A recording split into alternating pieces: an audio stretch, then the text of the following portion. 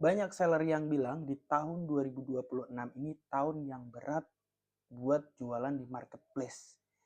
Iklannya makin mahal, enggak. Biaya admin marketplace makin tinggi. Persaingan semakin gila. Peraturan marketplace makin ketat. Tapi pertanyaannya, masih worth it gak sih tahun 2026 jualan di marketplace? Nah, tonton video ini sampai habis. Mungkin jawabannya nggak seperti yang kamu kira.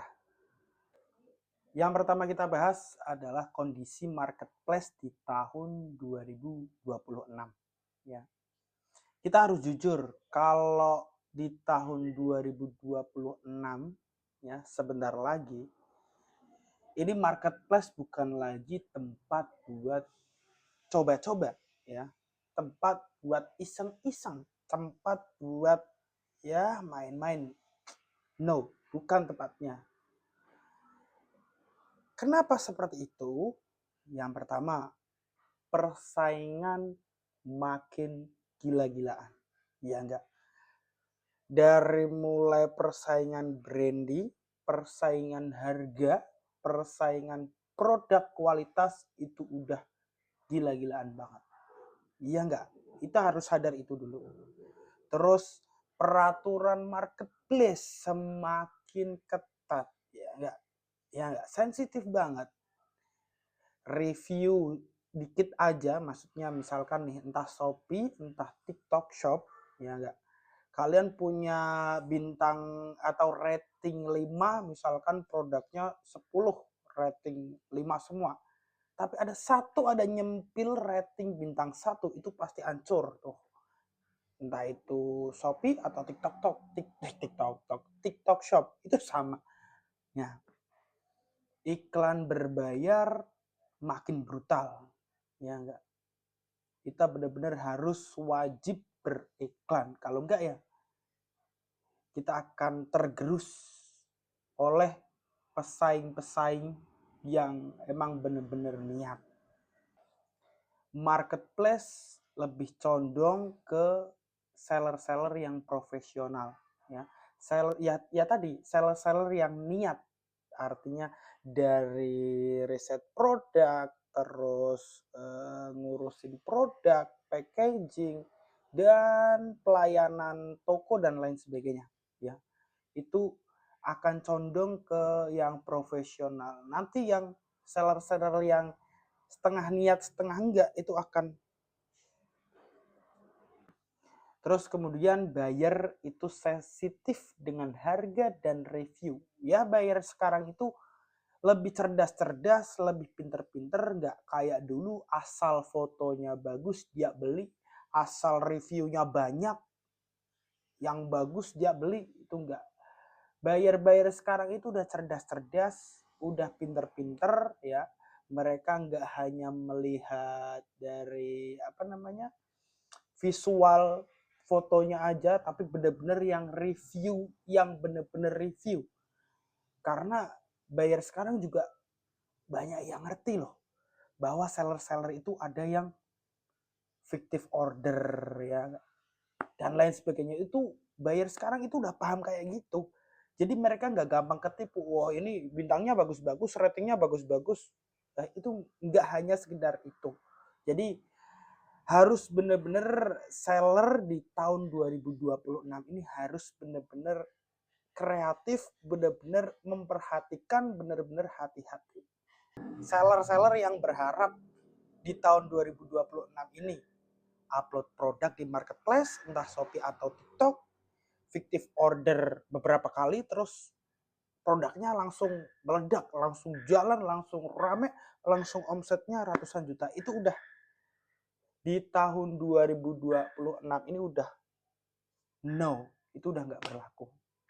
Terus yang ketiga ada seller yang ngerti data. Ya tadi, emang di 2026 ini emang yang akan bertahan, yang masih worth it adalah seller-seller yang benar-benar niat, seller yang ngerti data, seller yang pinter ngeriset, seller yang mau belajar, seller yang mau berkembang, bukan seller-seller yang monoton. Nggak apa-apa, pakai cara ini juga di tahun ini masih oke-oke aja, masih laku-laku aja, produk ini juga masih ya.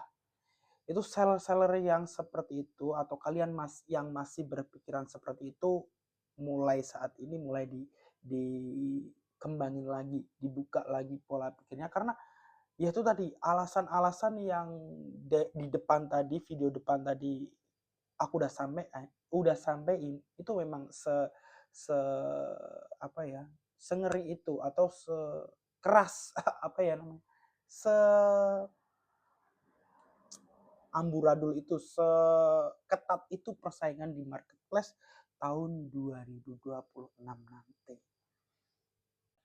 Terus banyak di 2026 ini seller-seller yang menyerah. Kenapa? Ada beberapa alasan kenapa seller-seller ya atau penjual-penjual di marketplace itu menyerah di tahun 2026 ini. Karena ya satu, marginnya makin tipis karena tergerus oleh admin-admin yang luar biasa ya. Ya salah satunya admin marketplace, entah di Shopee, entah di TikTok Shop atau entah di Lazada dan lain sebagainya, itu adminnya naik melambung bebas. Itu mereka nggak kuat. Terus seller-seller yang menyerah ini juga alasannya salah satunya juga karena ya persaingan harga ya, persaingan harga makin gila-gilaan ya. Aku sendiri nih upload misalkan produk harga yang menurut aku udah marginnya tipis, tahu-tahu seller lain ada yang lebih tipis lagi dengan produk yang mirip. Nggak tahu itu produksinya gimana, bahannya dari mana, itu udah nggak tahu lagi ya. Makanya banyak seller-seller di tahun 2026 ini milih untuk meninggalkan atau mundur dari dunia marketplace. Tapi sadar nggak, masalahnya itu bukan pada marketplace-nya, bukan pada persaingan global di marketplace-nya. Masalahnya sebenarnya ada di diri seller atau kalian sendiri, para seller, ya, yang masih menggunakan cara lama. Nah, sekarang kita bahas apa sih yang masih worth it di tahun 2026 ini. Yang masih worth it di tahun 2026 ini yang pertama adalah seller yang niat.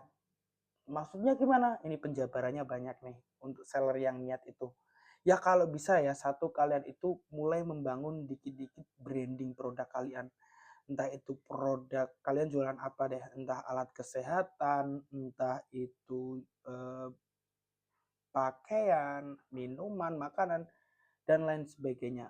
Paling enggak tahun 2026 ini kalian mulai belajar branding karena ya aturan di marketplace makin ketat, terus persaingan makin gila, eh, apa namanya, para buyer makin pintar, makin cerdas, makin butuh identitas kalian.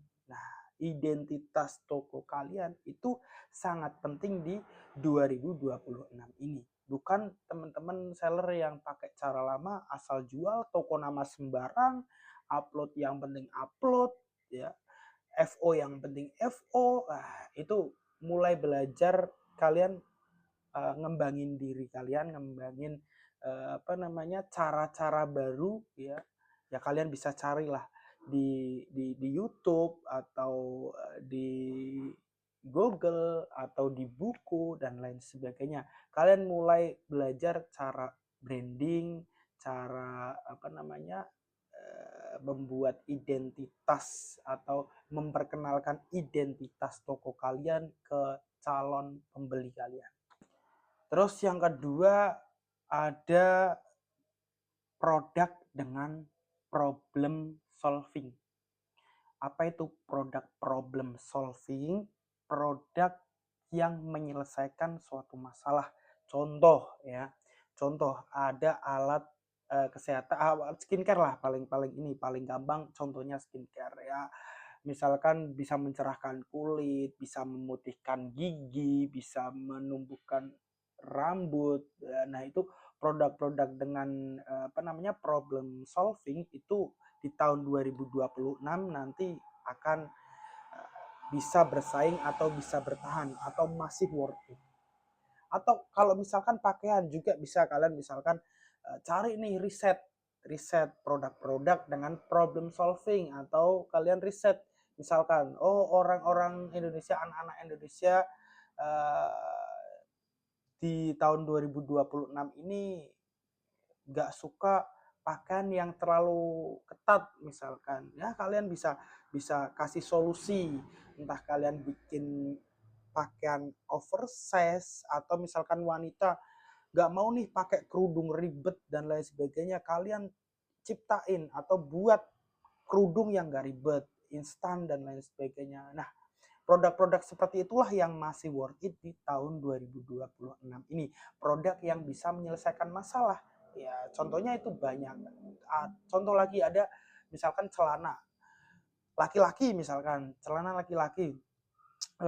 Laki-laki itu atau cowok itu nggak suka ribet ya, bawa tas kemana-mana lah. Kalian bikin celana yang banyak sakunya, biar atau kargo ya, biar bisa ngebuat ngantongin atau naruh apa-apa gampang, nggak perlu repot bawa tas dan lain sebagainya. Pokoknya produk-produk dengan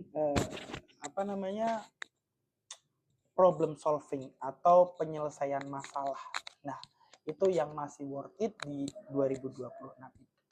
Terus yang ketiga ada seller yang ngerti data. Ya tadi emang di 2026 ini emang yang akan bertahan, yang masih worth it adalah seller-seller yang benar-benar niat, seller yang ngerti data, seller yang pinter ngeriset, seller yang mau belajar, seller yang mau berkembang, bukan seller-seller yang monoton. Nggak apa-apa, pakai cara ini juga di tahun ini masih oke-oke aja, masih laku-laku ada, produk ini juga masih ya.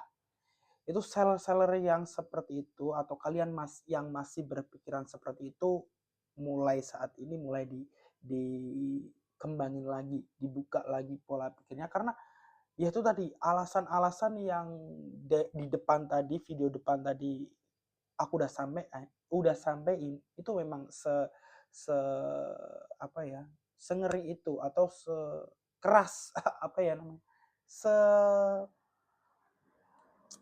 amburadul itu, seketat itu persaingan di marketplace tahun 2026 nanti. Nah, itulah beberapa alasan ya, beberapa yang masih bisa atau yang masih worth it di tahun 2026. Intinya seller yang niat, bukan seller-seller yang nggak mau belajar, bukan seller-seller yang nggak mau terima masukan, tutup kuping kanan, tutup kuping kiri. Nggak, seller yang bebal itu janganlah. Kita harus tetap berkembang karena persaingan makin ketat, aturan marketplace makin luar biasa. Jadi kesimpulannya di tahun 2026 nanti marketplace tetap worth it ya, tetap masih oke, tetap masih bisa jadi ladang pemasukan, ladang penghasilan, tapi nggak buat semua orang. Nah, mungkin segitu aja video kali ini. Jangan lupa like, comment, subscribe ya. Komen deh kalian mau aku bahas tentang apa di YouTube ini, karena ini channel pertama aku. Jadi kalian bisa komen-komen aku mau bahas apa tentang dunia marketplace ya, dunia digital marketing, dunia jualan online, dunia marketplace. Kalian komen, siapa tahu kalian butuh referensi, butuh pandangan baru tentang marketplace di tahun 2026 nanti. Kalian komen, nanti aku bisa buatin videonya. Thank you. Jangan lupa like, comment, dan subscribe.